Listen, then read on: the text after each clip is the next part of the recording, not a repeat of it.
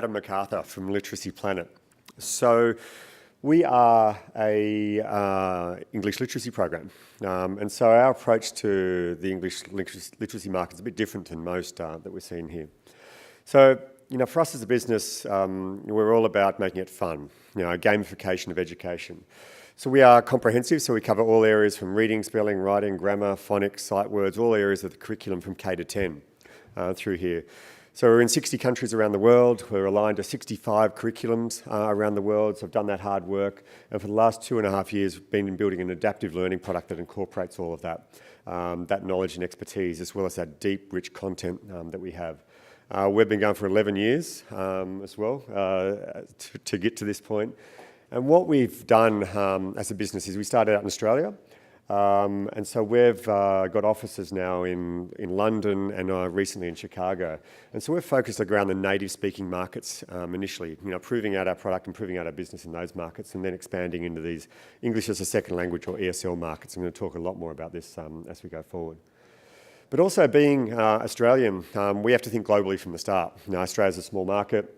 When we look at its overall size here for English speakers, and what's showing here is the UK. We went next to the UK. The US is the market after that was 56 million, but China's got over 100 million people learning English now. But the market, the global market, is 1.5 billion. And so even in the US in this scheme, where a lot of education businesses are large markets, actually one of the small markets for what we're dealing with here. And so what, look at a bit about our approach from this is, our Australian business has been going pretty strongly. And I look at this curve, we went back to when we started, there wasn't many there at all. It's taken us a long time to get there, and it's really been the last 3 years it's accelerated. But internationally, we chose to focus, as I said, about native speaking markets. So the market we went to next was around England and the UK, and that was on the premise that if we want to be big in English, we've got to be big in England, as that building that credibility. And so we put a person on in London back in 2016. And so from then, it started to tackle the international school market out of London. We got that great growth. We built out a really big team in London, and are now starting to do that across the US. But you can see that growth now that at the end of this year, it'll be 40% of our business is overseas, but we see that changing pretty rapidly. One way that we've done this, and I think this is something that we see a lot around this, is that we aren't a free product. We don't do the freemium model. We're paid from day one, in that belief that if you want our product and it's worth something, and you're going to pay for it. And while this, growth is slower, we don't get those great trajectory curves. It's really around us trying to find different ways of marketing our product. And so one of the ways that we tested and iterated all the way through this was building a competition. It's one of the parts within our program. It's what we call Word Mania. So you get 15 letters and you've got 3 minutes to build as many words as possible. And so it's teaching some core spelling skills and some other basic literacy skills. And so what we did with this is a bit of advertising and marketing back in 2017. We really saw it take off. So we had 480,000 students in 105 countries play. But last year was really where it doubled again. And so we had 840,000 students, from over 114 countries build 223 million words. And this is, again, the only part of our programs are free, and so they get to use our program for that period of time. But it's over a 4 to 6 week period that we operate this, and we make sure it is only a narrow period. So the US numbers are included in that last year there. But a big part of it is also, as our program is about engagement and efficacy. So this is a great way to engage, get students playing and not really understanding their learning, but it also works as well. And so we track all this stuff with a really deep, rich data behind here. And so we track this, and this is showing of an ESL market, and this could be relevant even in markets like the US with non-English speaking students. I'm going to show you data here from Saudi Arabia. So with the Ministry of Education in Saudi Arabia, they're opening up the country. They want their students to learn English. What we were able to track is that their students started 55% below their global peers at the start of this. And so by the end of it, just 4 weeks, they closed that gap to 25%. And this was without any teaching. There was no intervention that happened through here. This was purely kids going from spelling 3-letter words to 6 or 7 or 8-letter words through here, and building that skill, which they've then gone on to build that skill and confidence in other areas of literacy, such as reading and writing and comprehension.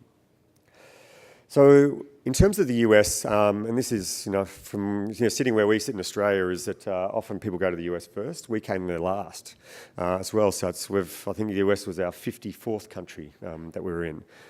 And a lot of that was from when we went, back in 2016, we came over here, did this analysis, and we saw that there was something very different here. The US uses data in a different way, much more sophisticated way of using data, adaptive learning, as well as, the things for us is changing the dictionary, so we do things with S's or Z's rather than S's, and those things, as well as an accent. I can't sell an Australian accent to a US school student. So we did that. It took us about a year or so to do that work, the curriculum alignment, all of that activity, as well as building our adaptive learning platform. And then came back in 2018 and started winning our first schools, and now we've set up our office in Chicago. And starting to scale from there. So we've had, with Word Mania, we had schools in each of the 50 states participate. And so, this has really been our approach of getting things right before we go into a market. So now that we've built our native speaking strategy itself, for us is actually looking at these ESL markets around the world. And this is really this booming demand we're seeing, particularly across Asia. And what we've seen with that is, while China's a big market, it's actually the Southeast Asian markets are growing faster than China in this situation. And it's being driven by the parents. And the simple statistic in these markets is if you learn English, you're going to earn 30% more. And so parents are pushing kids to learn English, particularly in tutoring centres and those markets. And so this is where we see the opportunity. The other thing in that is those markets, they don't have enough English teachers. They can't just import them, can't teach them quickly, and they need technology to help that. So by having a comprehensive product that is adaptive as well, that can help the teacher out to support is really, really important. And so this is, for us as well, doing a deal in Vietnam recently with a language school was $8 million over 5 years. To do one of those in other markets is really, really difficult to be able to do that stuff. And so this is where we're really well positioned to be able to do that. But a key part of that is because we're in these native speaking markets, the US, UK and Australia, that credibility and premium position that we've built from those markets is helping us in these areas. So as I talked about, native speaking participation is well advanced. That's really pushed our product and education teams. We're now leveraging that into these ESL markets. The curriculum alignment we've already done, the launch of our adaptive platform, and now this is where we're ready for that scale and acceleration. And what we're doing over the next few years is really this growth strategy where there's focus around the native speaking markets, but really pushing quite hard in these ESL markets everywhere around the world. And so this is Latin America as well as the Middle East, in addition to Asia. And that, the scale and consolidation that's going on, trying to work out best parts to do that, and that's, what I'm here to do. And I think, we are in a position now to build this dominant position. So thanks for your time. And certainly I've got my CTO and head of the US here with me, so come and see us afterwards. Thanks.